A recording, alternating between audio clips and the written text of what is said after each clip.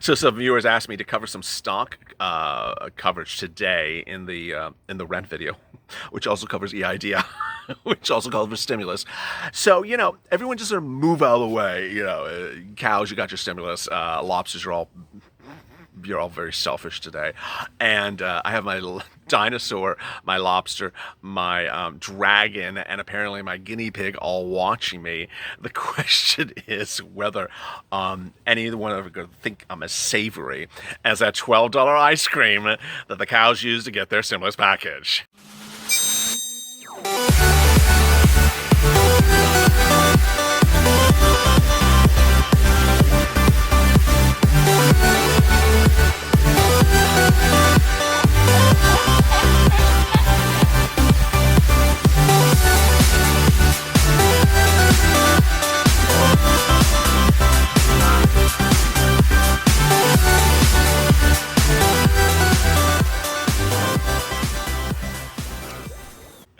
Hey, good afternoon, everybody. I'm here, you're here, and just pull up a pint of $12 ice cream if you're a house speaker, because this is the video that apparently is going to expand to not just rent, eviction moratoriums, mortgage forbearance, EIDL, but also stock coverage, because some viewers have asked for it.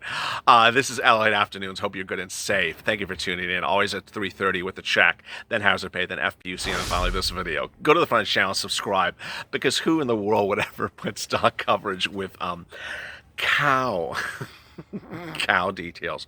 I guess I'm catching the day.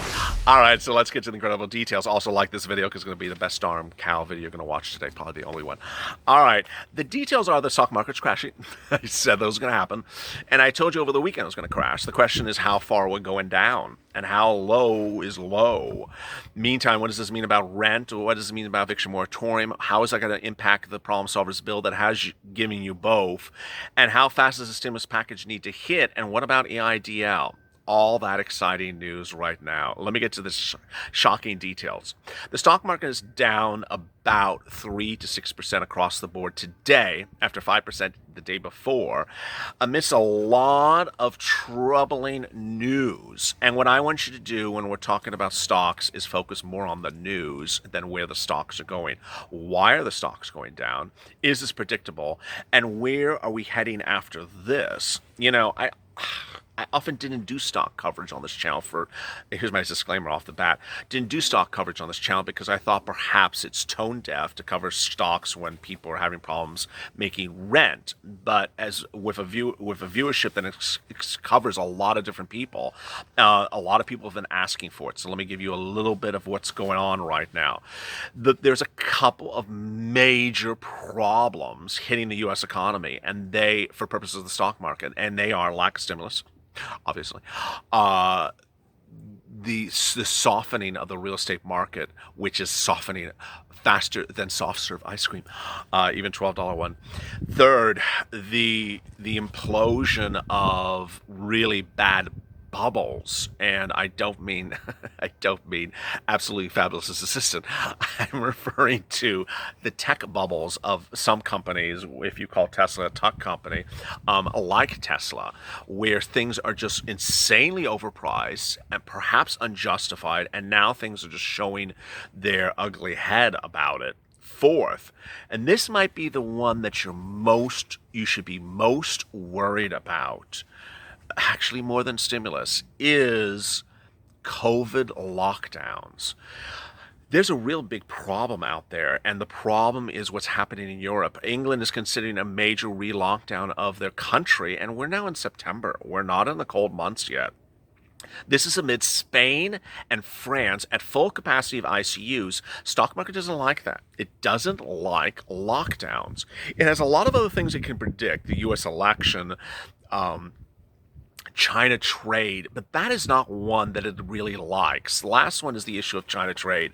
Tesla today sued the U.S. government over the China trade policy, calling it unconstitutional, and says it wants the tariffs that the U.S. has put on parts that are impacting Tesla's import for its cars invalidated by a court of law. So what should you think about going into tomorrow? What I would say is that a lot of leading analysts really do think that the stock market will go down another 600 points. 600 points is nothing. 600 points is literally 2 hours on a particular day, it absolutely can drop another 600 points. The question is whether it's going to drop a lot more. One analyst was on CNBC earlier today and was looking at the stock market at that time that was down 400 points at that time for today. And so I see it going down another 600 points for a major correction. I'm like, 600 points is not a major correction. I mean, just, it's a blink and you're at 600 points.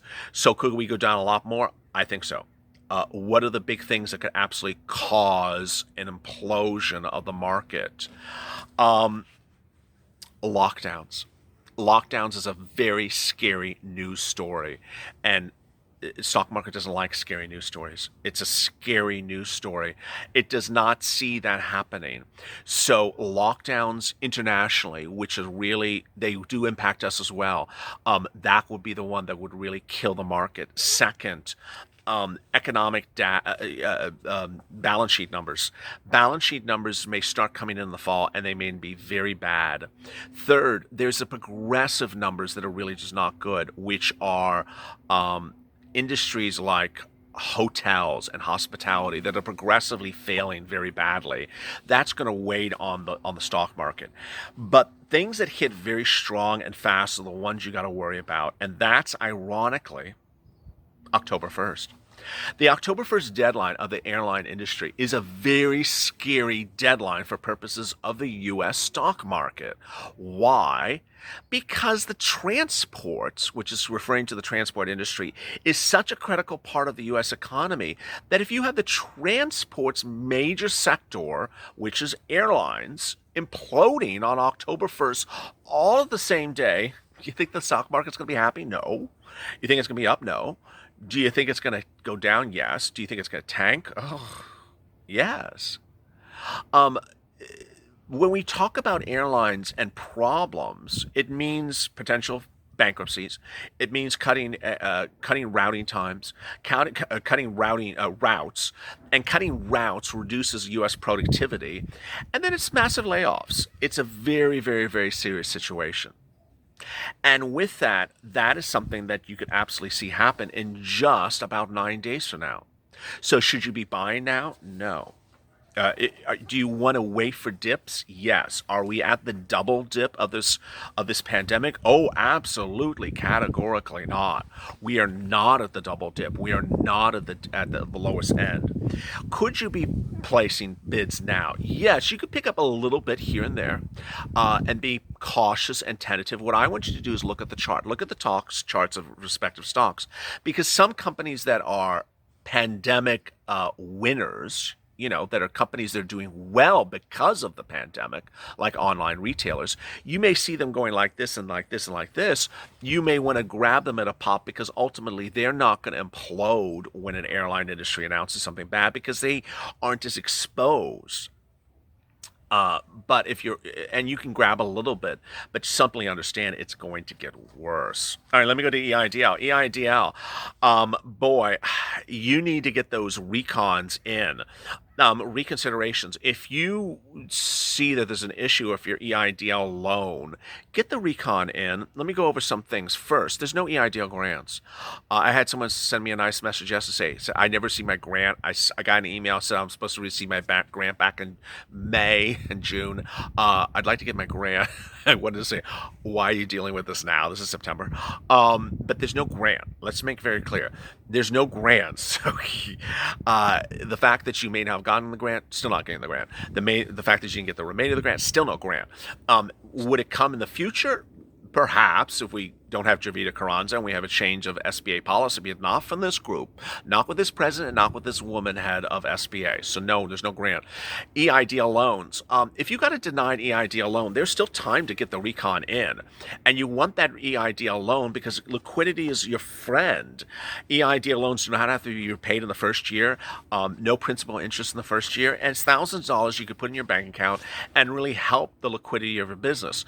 Next, if you never apply for an EIDL loan, you need to consider it, because EIDL loans could be thousands and thousands of dollars for you.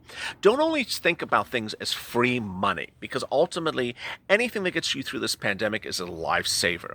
You should think as many things that you can financially get and get them as quickly as you can. You can apply for an EIDL loan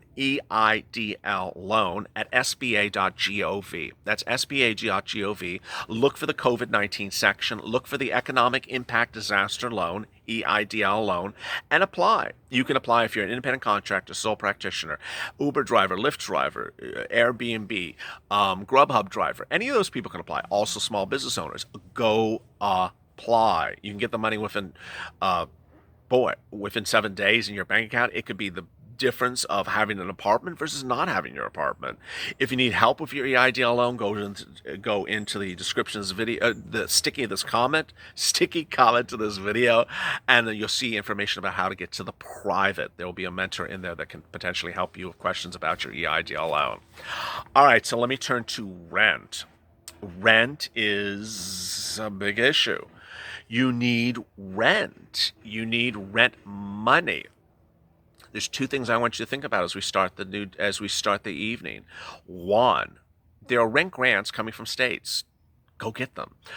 Under CARES Act 1, they got $150 billion from the U.S. government, state and local, and those states got the money and dispersed it to cities and counties in their state.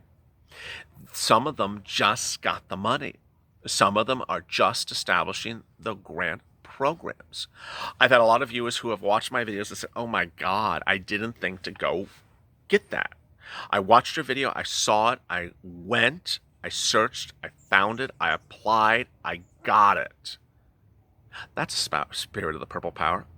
So what you need to do is go on the internet and look under Google News Stories, your city or county. Do it two different ways. First do the city, then do the county, plus, the symbol plus, grants, plus rent.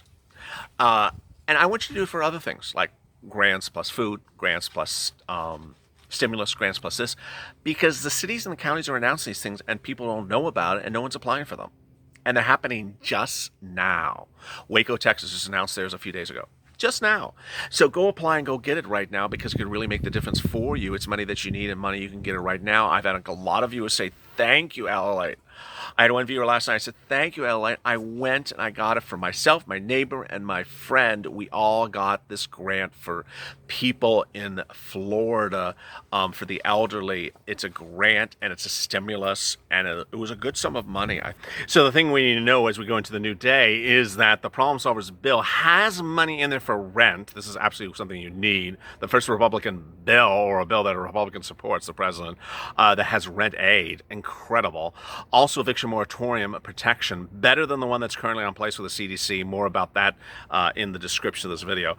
And finally, a mortgage forbearance that is really well needed, because the only one that's on the books is the one that protects you if you have a federally underwritten mortgage, not a privately held mortgage. But let me answer some of your 256 questions from yesterday about rent, and they're good ones. Barry, I'll tell you what, I sent Susan Collins a letter, and I called her office here in Maine and told her, what is she doing to her people in Maine, going out with food and money and housing, so everyone needs to tweet and call her and stop it.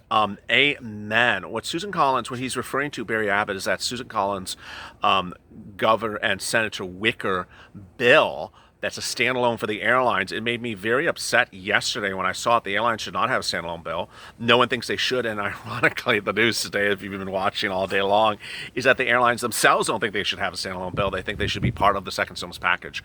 Everyone together. We're not giving preference to one group or another. Let's get it all done, except the cows, apparently. Vanessa Underwood, the government's so utterly useless. There we go, cow. Betsy Maines, good evening, everybody. God bless. Dan Tolbert, it's not just the airlines, but the trickle-down effect. Diane, good evening, LALATE. Purple Power. Jerry Lynn, I think all Congresses are pilots that are piling up their money. Aaron Haskins, would God love Christian politicians? Aaron Haskins, at least most of the politicians are good Christians. Sandra England, what's going on with hazard pay? Is it going to be mandated, or is it the bill that just got passed? No, the bill I got passed today was the congressional budget bill. It would never have hazard pay in it. Watch my video at 4 o'clock. The second video on Afternoons LALATE every day talks about hazard pay. Margaret Cook, Nancy needs to move on out. Jackie Martin. Good evening, LA and the Purple Power family. You're our purple knight in shining armor. Mitch Glaude. Stop Congress from getting paid. Melissa Anderson. I say do away with them no matter what they'll do. Cayenne Reese. It's going to be better for the American people. This is too small. Pass the purple power. Amen. Henry Gray. I can't say it any clearer. Supreme Court is front page. No, it's not. You're going to hear about the Supreme Court on Saturday. The president's going to make an announcement of there's not going to be any legislative effort on the Supreme Court until after the election. It's not a distraction. The thing that is the distraction is a standalone bill for the airlines. Tana Downt. Good evening, LA. Well, good evening. Aaron Haskins, again, more about Jesus. Thank you. Queen Monica. Hey, Nancy Drunker, the party's over. Marla McCannels, your intro was just too much. I appreciate that. Terry Nielsen, happy first day of autumn. Oh, I didn't know that. It just sort of passed me back.